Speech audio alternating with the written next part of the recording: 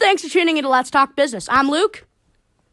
And I'm Jacob. This week, we're talking about quick millions. Jacob, what is a quick million to you? A quick million are products that were relatively cheap and inexpensive to make that made a lot of money really fast. And that's the perfect definition of a quick million. We're going to go throughout the ages here, and we're going to start way back in 1975. And we're going to go from 1975 to modern times. But before we do any of that, make sure to check out the Let's Talk Gaming episode that was uploaded just after this. Go check it out. It's super cool. Also, we're sorry for the delay of the uploads. Our voice memo software is not working correctly. Now let's get right into the podcast. Okay. What do you think kids wanted to buy in 1975? Something dumb, I'm guessing here. They wanted a pet rock. So, Jacob, why don't you explain to the viewers what came in your pet rock box? So, you get this box that's meant to resemble a cardboard pet carrier. You get a little nest made out of your artificial hay or natural hay or whatever they had in it, but some sort of hay-like substance. You get your actual pet rock, and then you get instructions on how to take care of your pet rock. First of all, this sounds super cool. Not really. I'm just kidding. So in 1975, the perfect pet was a rock. Do you think it made money? Probably not. Well, actually, we're talking about quick millions here. What am I saying? Yeah, yes, it made tons of money. The pet rock was sold for $3.95, and creator Gray Dahl, and I apologize for any pronouncing anything wrong, unloaded more than 5 million of these in 6 months. How much money do you think he walked away with in the end? Probably a few million, if not quite a bit more. $15 million. Rip earbud users. We're talking money here. How does that make you feel? Knowing that a pet rock that my dad owned, my dad had a pet rock. Knowing that a pet rock, so a rock, that they went down to the beach and grabbed a rock, made $15 million. Please explain. I feel cheated because it's a product that any person could have come up with and made that money. You see, why wasn't I alive? Why can't I do that? It's just the luck of the draw. So now the times are over from the pet rock.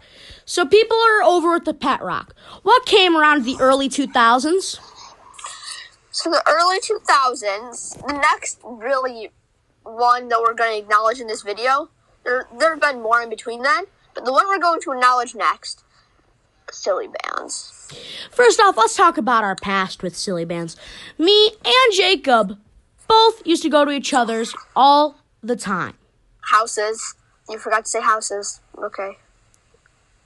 Oof. Okay, moving on. And I remember distinctly the one day I walked over and Jacob said, "Hey Luke, look what I have in this box."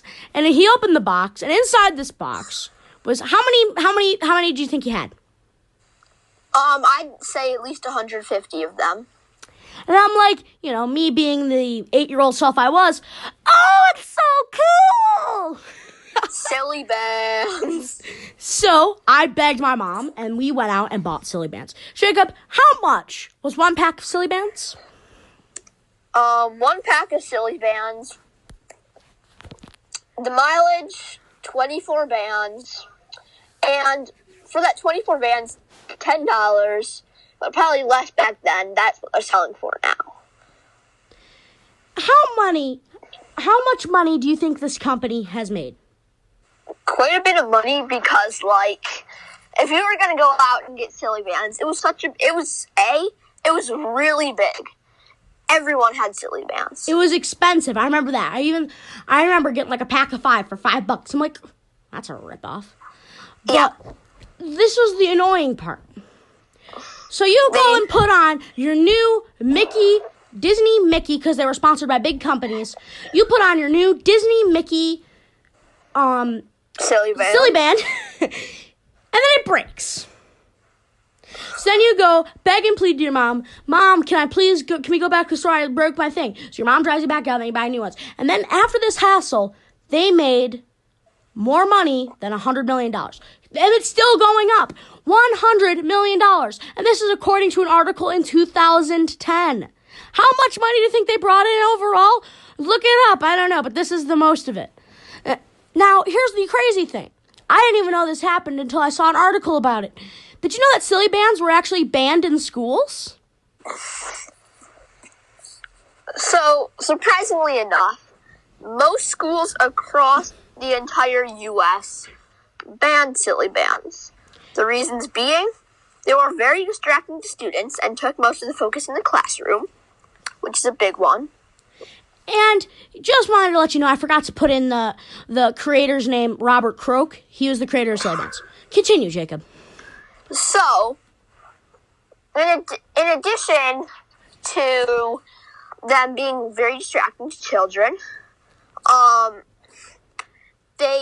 kids would use silly bands to hurt other students. So, Jacob, have you ever been hit with a wasp? A paper wasp? I cannot say that I have. Okay, so let me explain to you what a paper wasp is. And for viewers who have never been, they pretty much take a sticky note and they fold it up super small to the point where there's one fold left. Then they take a rubber band and stretch the rubber band out and put this wasp on it.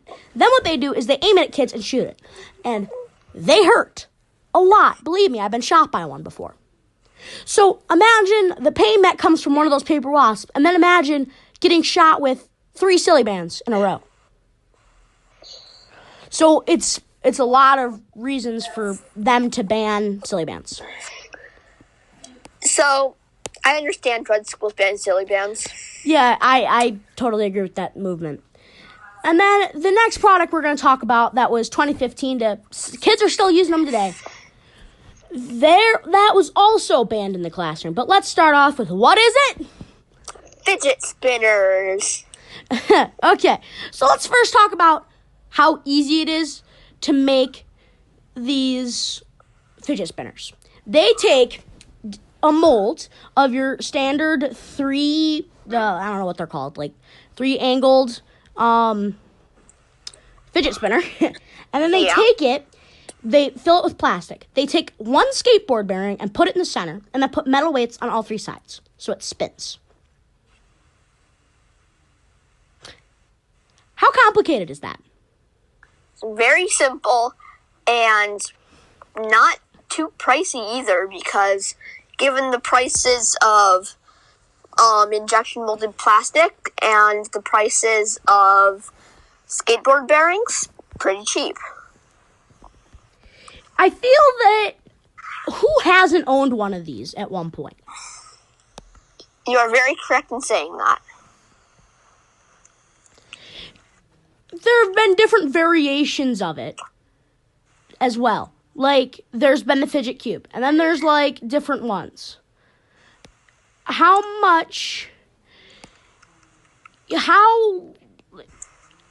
you... Did you like using them, or do you know what I mean? Yes, I did. They were very fun to play with, and I remember at the peak of their popularity, the kid who sat next to me in my class had one. It was before I had them, and he would be always playing with it and not paying attention to the teacher. Oh, that's set to make grades, and that's why these were banned. Yeah. I'm on a Google webpage right now, and it actually says the title of the webpage is "Get Over It: The Fidget Spinner Trend is Dead," and this was July 13th of 2017. So it's been dead for a little while. How much money do you think all these fidget companies have made total? A few $100 million, I'd say, because, like, you think about it, there's thousands of Chinese companies that made these things. I remember ordering mine off Amazon for $4. $4. Yeah. They made over $500 million. How does this make you feel? Well, it just makes you think, like, stop and think. How many of these things have they sold? Well, and about all the Quick Millions, really, why did I not think of this to make this? So if you have a Quick Million idea, leave it in the comments so we can do it. And maybe get some better equipment for this podcast. Thank you guys so much for listening. Remember to like, comment, share, and subscribe. See ya.